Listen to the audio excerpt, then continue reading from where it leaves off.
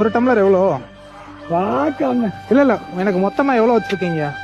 நிறைய பேர் மோர் 100 ரூபாய்க்கு கொடுத்தாங்க. மோர் 100 ரூபாய்க்கு இருக்கு. ஆமா. ஆ, தயிர் ஒரு 50 ரூபாய்க்கு தரேன். 50 ரூபாய்க்கு இருக்கு.